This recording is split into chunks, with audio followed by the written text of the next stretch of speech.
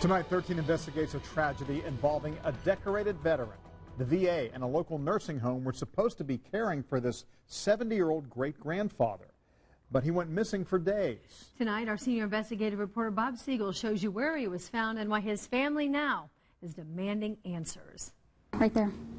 That's your dad? That's my dad, right there. TRACI DEARTH says her father spent his whole life serving others. He was very proud to be a Marine. So she doesn't understand why this Vietnam veteran was left to fend for himself. It wasn't a bad dream.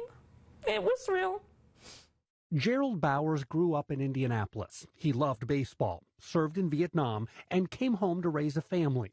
When he started having health issues like dementia and severe diabetes, TRACI set up a small home next to hers to help take care of him. He was able to live alone with us being very close. Gerald's diabetes got worse. Part of his right leg had to be amputated, and he needed dialysis 3 days a week at the Roudebush VA hospital in Indianapolis.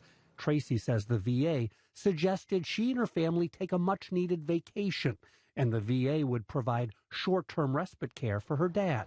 The VA made arrangements with this nursing home where Gerald Bowers would stay for a week. The VA also contracted with Yellow Cab to take Gerald back and forth to his dialysis treatments at the VA hospital, so TRACI could go to Florida. I called VA Travel several times. We talked to Yellow Cab several times. Everyone said, oh, we know our job. We've got this. Go enjoy your family. TRACI checked in every few days and things seemed fine until she got an urgent call from the VA. Her dad did not show up for his Friday dialysis treatment, and he wasn't at the nursing home either. No one knew where he was. Gerald Bowers was missing. The 70-year-old amputee with dementia had not been seen in 2 days. A frantic search ended when police found him lying in a puddle of mud outside his own home. Turns out, earlier in the week, after Gerald's last dialysis appointment, Yellow Cab dropped him off at his house instead of taking him back to the nursing home. 70-year-old man with one leg. They left him on the front porch, and the door was locked, and drove away. What you see out to the west... Making matters much worse, sitting outside for nearly 48 hours, Gerald Bowers endured a terrible storm with lightning, hail, and wind that caused damage all around him. Part of the roof was missing. We had a tree down, and he was outside during all of that. His family believes Gerald tried to find cover under his wheelchair ramp, but his wheelchair tipped over, trapping his fingers in the wheels. TRACI thought her father was safe and warm inside a nursing home. Instead, he was passed out, covered in mud and blood, just steps from his house. Paramedics rushed Gerald to the emergency room as his daughter rushed home from Florida. I went in and I held his hand, and I was talking to him, and he cracked one eye, and he said, "You finally found me." Gerald's body was covered in deep wounds and infection.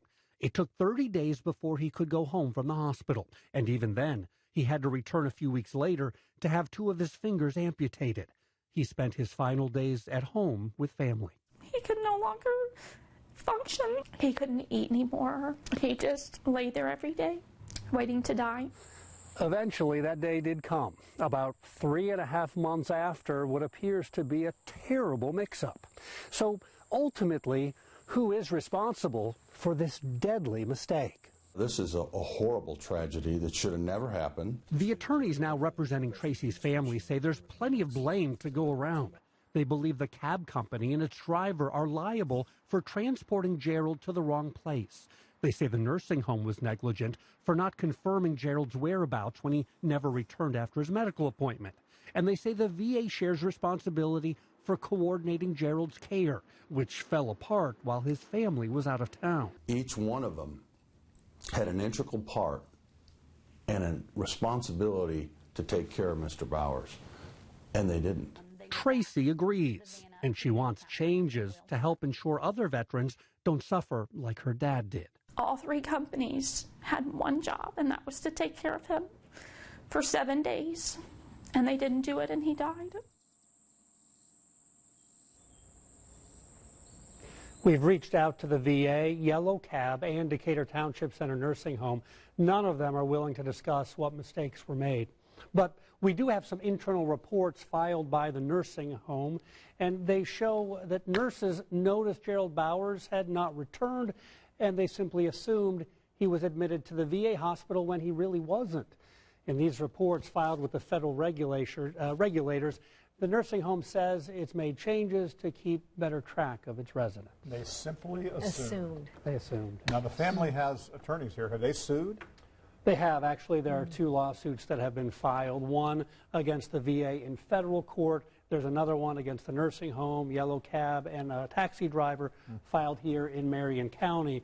That litigation is why the defendants won't talk about the case at all right now, but we hope to get more details as this case moves along. Yeah, we certainly hope that this leads to changes that keeps patients safe. Yes, and that's what the family, that's why they're sharing their story. They want to make sure this doesn't happen to anybody else. Absolutely. All right, Bob Siegel, thank you.